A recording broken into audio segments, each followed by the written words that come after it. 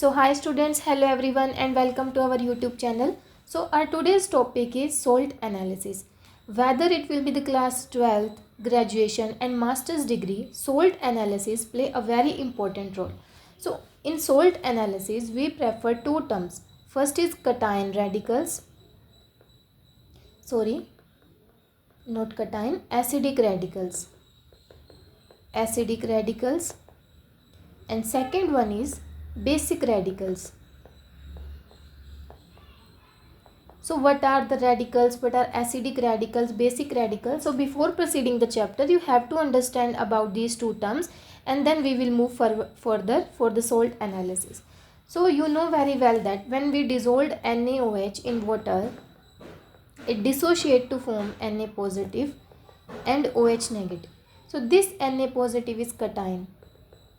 But this cation is come from the base. This cation is come from the base, so this is called basic radical. This is called a basic radical.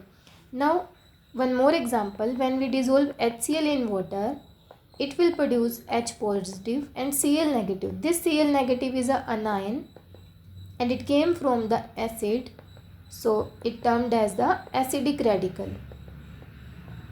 Acidic radicals. So we can say that the basic radicals came from the base and is known as cation, and the acidic radicals came from the acid but the component is anion.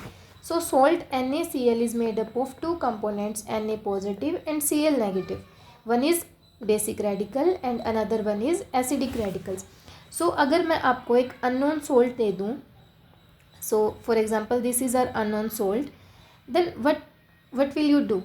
How you identified that what type of cation and anion it will contain, whether it will be Na positive, magnesium 2 positive, aluminium 3 positive, lead 2 positive, or the acidic radicals may be Cl negative, Br negative or F negative, nitrate negative. So these are the examples which salt may contain. So how you will identify? So this concept will be discussed in the salt analysis, that how we identify a salt contain which type of cation or anion, that is acidic radicals or basic radicals. So देखो cations detection हम सबसे पहले सीखेंगे, और cation detection आपने यहाँ से देखा होगा. cation detection is our basic radicals. These are the basic radicals as they are came from the base. They are came from the base. So these are also called as basic radicals. So cation detection के लिए जो basic radicals है इनको हमने कुछ groups में divide किया है, और उन ग्रुप के हिसाब से ही हमारे पास ग्रुप रिएजेंट डिफाइन किए गए हैं. ग्रुप रिएजेंट बहुत इंपॉर्टेंट रोल प्ले करते हैं. कैसे कि जो रिएजेंट के साथ में रिएक्शन करने के बाद में जो भी रिजल्ट आएगा, हम उस कंपाउंड को हम वहाँ से डिटेक्ट कर सकते हैं कि वो किस ग्रुप का है. फॉर एग्जांपल इंडिविजुअल इन सभी को स्टडी करना एक बहुत डिफ़िकल्ट टास्क हो जाता है, तो हमने क्या किया, इन सबको एक ग्रुप में डिवाइन कर दिया. फॉर एग्ज़ाम्पल अगर कोई भी कंपाउंड है हमारे पास, कोई भी सोल्ट अननोन सोल्ट मैंने आपको दिया और उसमें से मैंने क्या किया, H2S गैस पास करवाई in the presence of dilute HCl. अगर वहाँ पे रिएक्शन हो जाती है, फॉर एग्ज़ाम्पल प्रेसिपिटेट फॉर्म हो जाते हैं, तो दैट मीन्स कि मुझे इन सभी के लिए टेस्ट करने की ज़रूरत नहीं है. I will only check about the lead, copper and arsenic ions. So these are the group 2. So this is the very important role of the group reagent, that is they help us to identify about the group of the cations and then we can check about the particular cation. So उसके लिए हमें confirmatory test करना पड़ेगा. For example अगर वहाँ पे lead और copper हमें मिल जाता है कि H2S गैस को HCl में पास करवाने से ग्रुप 2 हमें मिल गया, लेकिन उसके बाद क्या होगा, हम पर्टिकुलरली एक कन्फर्मेटरी टेस्ट लगाएंगे for lead, copper and arsenic, और इन तीनों में से जिसका भी टेस्ट पॉजिटिव आ जाएगा, दैट मीन्स कि that salt will contain lead basic radical और copper basic radical. These are the examples. So in और जो ये हमारे पास बेसिक रेडिकल्स हैं इनका टेस्ट करने की ज़रूरत नहीं है अगर वी आइडेंटिफाइड द ग्रुप. तो इसके लिए मैंने एक फ़्लो चार्ट बनाया है, तो चलिए फ़्लो चार्ट हम देख लेते हैं एक बार. So this is our flow chart. Yes, तो देखो सबसे पहले क्या होगा कि हमने क्या किया, सॉल्यूशन लिया सॉल्ट का, solution of salt. Okay, beaker में डिज़ोल्व करके हम क्या करेंगे, सॉल्ट सॉल्यूशन ले लेंगे. This is our salt solution. Then we will add dilute HCl firstly. सबसे पहले आपका जो वर्क रहेगा वो क्या रहेगा, हमें डाइल्यूट HCl उस सॉल्यूशन के अंदर ऐड करना है, डाइल्यूट HCl। अगर डाइल्यूट HCl ऐड करने के बाद अगर वाइट प्रेसिपिटेट बन जाते हैं, if our result will be positive, if our result is positive then group 1 is present and which contain the lead positive 2 cation, that is lead positive 2 basic radical। क्या कहा मैंने कि सबसे पहले आपको क्या करना है, सोल्ट सॉल्यूशन लेना है और उसमें डालना है डाइल्यूट HCl। अगर डाइल्यूट HCl आने के बाद अगर हमारा वाइट प्रेसिपिटेट आ जाता है तो दैट मीन्स कि वही ग्रुप प्रेजेंट है, उसके अंदर ग्रुप फर्स्ट प्रेजेंट है जिसके अंदर लेड पॉजिटिव 2 आयन होगा। और हम इसको कंफर्म करने के लिए फर्दर लेड का कन्फर्मेटरी टेस्ट लगाएंगे। कन्फर्मेटरी टेस्ट के लिए मैं एक फर्दर अलग वीडियो बनाऊंगी जिसमें इन सभी के सभी बेसिक रेडिकल्स के कन्फर्मेटरी टेस्ट दिए होंगे। अगर डाइल्यूट HCl डालने के बाद में कोई भी प्रेसिपिटेट नहीं बनता है, if there is no precipitate formation then we will move further, because अगर प्रेसिपिटेट बनना होता तो ग्रुप 1 प्रेजेंट था, अगर ग्रुप 1 प्रेजेंट नहीं है तो कोई भी प्रेसिपिटेट नहीं बनेगा, हम ग्रुप 2 के लिए प्रोसीड करेंगे। सिमिलरली ग्रुप 2 का जो रिएजेंट है हमारे पास वो है dilute HCl and H2S।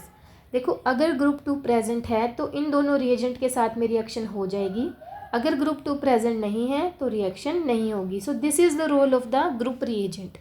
For example if I will add directly dilute HCl and H2S then it will not give the test for the lead positive 2। समझ आ रहा है? ओके, सो डाइल्यूट HCl और H2S डालने के बाद में अगर मेरे पास ब्लैक प्रेसिपिटेट बन जाते हैं that means our reaction is positive, तो वहाँ पे क्या होगा, ग्रुप 2 प्रेजेंट होगा, that means copper positive 2 ion will be there. और अगर रिएक्शन नहीं होती है तो we will move further for the group 3। So the reagent for group 3 is ammonium chloride in excess of the ammonium hydroxide. Group 3 का जो reagent है वो क्या है, ammonium chloride and access of ammonium hydroxide. फिर से वही सेम, अगर PPT बन रहा है तो दैट मीन्स ग्रुप 3 प्रेजेंट है और ग्रुप 3 के अंदर जो भी कटाइन है, for example this is group 3, इसके अंदर जो भी कटाइन प्रेजेंट है whether it will be aluminium और आयरन, तो हम सिर्फ इसी का ही टेस्ट लगाएंगे, it may be aluminium and iron positive 3। और अगर रिएक्शन नहीं हो रही है तो then we will move further for the group 4। Similarly the reagent for group 4 is ammonium chloride in excess of ammonium hydroxide. यहाँ तक तो सेम है, लेकिन नेक्स्ट हमें क्या करना है, इसके अंदर H2S गैस पास करवा देनी है। अगर सिर्फ इन दोनों रिएजेंट से पॉजिटिव आ रहा है दैट मीन्स ग्रुप 3 है, और इन दोनों से पॉजिटिव नहीं आ रहा तो हम एक और रिएजेंट ऐड कर देंगे विच इज़ H2S गैस। और फिर रिएक्शन में अगर प्रेसिपिटेट फॉर्मेशन हो जाता है तो दैट मीन्स हमारा क्या है, ग्रुप 4 प्रेजेंट है और जिसमें क्या होगा, जिंक पॉजिटिव 2 आयन। और अगर प्रेसिपिटेट नहीं है then we will move further. Okay, now the next reagent is same ammonium chloride and ammonium hydroxide, but इस बार हमें H2S गैस की जगह पे क्या यूज़ करना है, अमोनियम कार्बोनेट। अमोनियम कार्बोनेट डालने से अगर वाइट प्रेसिपिटेट फॉर्म हो रहा है that means group 5 present which में contain barium, strontium and calcium ions, but if there is no reaction then we will move further for the group 6 reagent.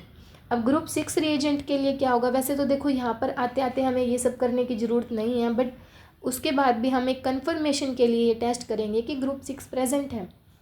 क्या करना पड़ेगा, वही फिर से अमोनियम क्लोराइड अमोनियम हाइड्रोक्साइड तो हमारा जो कि कंपोनेंट रहेगा, बट इस बार हमारे पास अमोनियम कार्बोनेट की जगह हमें क्या यूज़ करना है, sodium hydrogen sulphate, sodium hydrogen sulphate. और अगर PPT आ जाते हैं तो that means group 6 is present and which contain magnesium positive 2, which contain magnesium positive 2। तो सिंपल सा कॉन्सेप्ट था कि हमें सिर्फ ग्रुप रिएजेंट याद रखने हैं। ग्रुप रिएजेंट डालने से अगर प्रेसिपिटेट फॉर्म हो जाता है तो that group will present, otherwise we will move further for the next group, then we will perform the next group with the group reagent and then we will move further. तो यही process चलता रहेगा यहाँ तक, और last में जो हमारा आ जाएगा वो आ जाएगा मैग्नीशियम आयन। सो टेबल एक बार फिर से देख लेते हैं, 1 सेकेंड, जस्ट वेट। एक बार फिर से मैं रिकैप करवा देती हूँ। सो देखो सबसे पहले क्या है, हमने क्या यूज़ किया था, डाइल्यूट HCl। डाइल्यूट HCl डालने से अगर वाइट प्रेसिपिटेट आ जाते हैं दैट मीन्स हमारा क्या है, ग्रुप 1 प्रेजेंट है and which contain lead positive 2। उसके बाद अगर रिएक्शन नहीं होती है तो हम मूव करेंगे ग्रुप सेकंड के लिए, और उसका रिएजेंट है H2S gas in presence of dilute HCl। अब इसमें अगर रिएक्शन में ब्लैक प्रेसिपिटेट आ जाते हैं तो इन तीनों आयंस में से कोई भी एक प्रेजेंट होगा, और हम पर्टिकुलर इन तीनों के कन्फर्मेटरी टेस्ट वहाँ पर यूज़ करेंगे, जो हम सीखेंगे नेक्स्ट क्लास के अंदर। अगर रिएक्शन नहीं होती है तो हम ग्रुप 3 के लिए मूव करेंगे। ग्रुप 3 का रिएजेंट है ammonium hydroxide in ammonium chloride.